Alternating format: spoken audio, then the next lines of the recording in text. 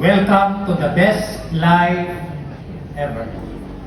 Kini ang pinakamaayo yung paagi sa kinabuhi, ang mahimong mga saksi ni Jehova.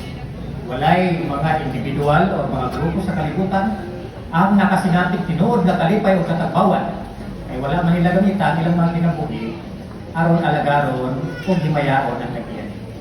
Pero kamo, inyo nang maalamon o may subong i-desisyonan ini punta. O sa dawatan among komendasyon, kung dawata po ang kalipay, dili lang namo apil dito sa mga langit, ang mga anghel, si Jesus.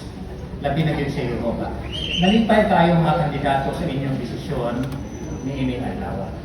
Pinoon doon ay usa ka wala malipay, no? Ang kaaway. Okay, dili man niya gusto nga magpadayon mo sa kurso nga inyong gipili karon ang pag-alaga ng paghimaya kang Jehova. Gusto niya nga muundang og kuhunon. Usa kining atong pakigpulong may labot sa kahulugan sa inyong bautismo, mutabang ni ninyong tanan aron nga maandam mo kung sao ninyo siya pagatuon. Sa Biblia, mga kandidato, gi-inspirar ni Jehova nga Dios si Apostol Pedro may labot sa susamang desisyon nga inyong gihimo karon o sa pagtuo pod hinuwi, no? Pwede natong upon ang atong mga Biblia o atong dunganan ni pagbasa. Unang Pedro, Kapitulo 3, versikulo 20 o 21. Apil po mo mga igsoon, inyong hard copy o electronic Bible, palihog. Ingon ang versikulo 20, nga kaniadto, wala magmasinugtanon diha ang Dios mapailubong nagpaabot sa panahon ni Noe.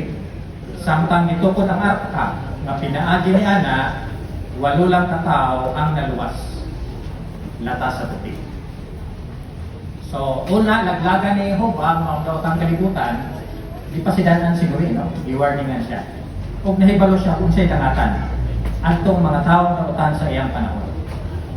Karon, kung sa may dibuhat ni Noe. Sa mga instruction ni Jehova nga nagsunod ato, dibuhat yun tanan, isunod yun tanan ni Noe.